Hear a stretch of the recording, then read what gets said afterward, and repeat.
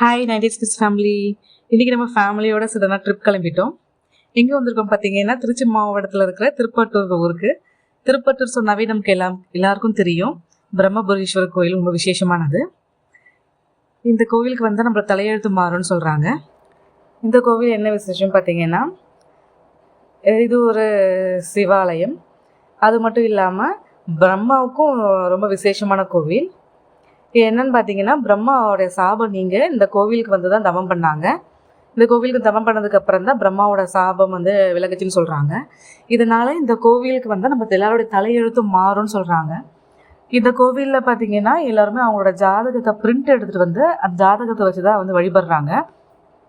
இப்போ நம்ம வீட்டிலேருந்து சடனாக வந்துட்டோம், ஜாதகம் எடுத்துகிட்டு வரலான்னு பார்த்தீங்கன்னா, உங்கள் ஜாதகத்தோட டீட்டெயில், பிறந்த தேதி, கிழமை, நாள் சொன்னீங்கன்னாவே உள்ளேயே நெட் சென்டர் மாதிரி வச்சுருக்காங்க. அங்கேயே வந்து பிரிண்ட் எடுத்து கொடுக்குறாங்க. இதான் பார்த்தீங்கன்னா என்ட்ரன்ஸு. இந்த லைனில் ஆக்சுவலாக எனக்கு காலை வரும்போது கூட்டம் கொஞ்சம் கம்மியாக இருந்துச்சு.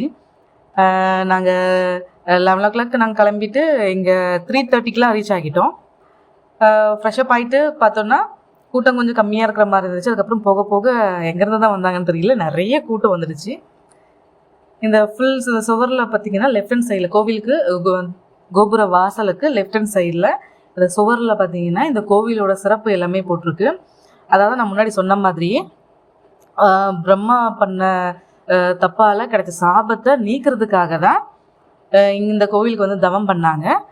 தவம் பண்ணதுக்கப்புறம் அவரோட சாபம் நீங்கிச்சு, அவரோட தலையெழுத்தும் மாறிடுச்சுன்னு சொல்கிறாங்க. அதுக்காக தான் இந்த கோவிலில் வந்து ஜாதகத்தை வச்சு வழிபடுறாங்க. இந்த கோவில் சுற்றி பார்த்தீங்கன்னா இப்போ நிறைய வந்து கட்டிகிட்டு இருக்காங்க. அதனால் நிறைய வந்து க்ளோஸ் பண்ணி வச்சுருக்காங்க.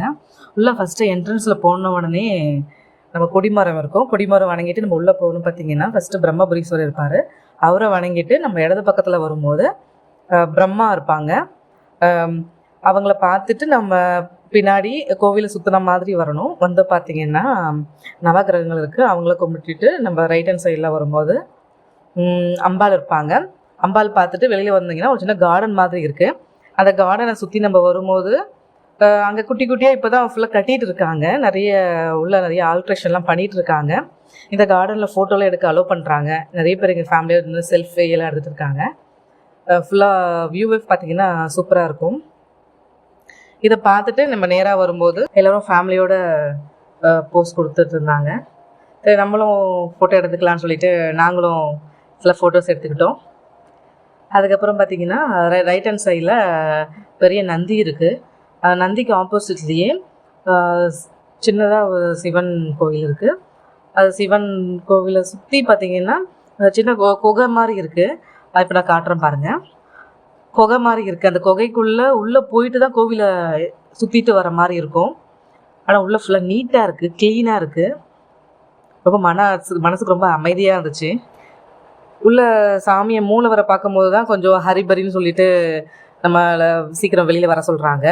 அவங்கள பார்த்துட்டு வந்ததுக்கப்புறம் சுற்றி ஃபுல்லாக எல்லா டெம்பிளையும் எவ்வளோ நேரம் வேணால் நின்று பார்த்துக்கலாம்.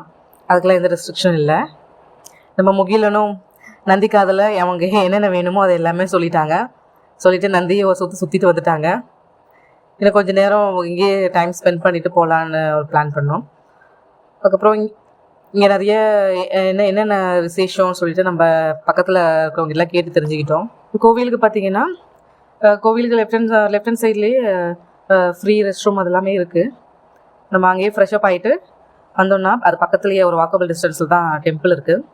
டெம்பிள் பார்த்திங்கன்னா இங்கே விளக்கு ஏற்றுறது தான் ரொம்ப விசேஷம். எத்தனை விளக்கு ஏற்றுனா என்னென்ன பலன்ட்டு அங்கே ஒரு பெரிய போர்டே வச்சுருக்காங்க. மினிமம் பார்த்திங்கன்னா 9 விளக்குலேருந்து இருக்குது. 9 விளக்கு, 21 விளக்கு, 27 விளக்கு, 31 விளக்குன்ட்டு விளக்கு ஏற்றுறாங்க. நம்மளும் 9 விளக்கு வாங்கி நம்மளும் ஏற்றிட்டோம். இன்றைக்கி சாமியை திருப்தியாக பார்த்துட்டோம். திருப்பட்டூர் இருக்க பிரம்மபுரீஸ்வரர் சாமியை ஃபுல்லாக பார்த்துட்டோம்.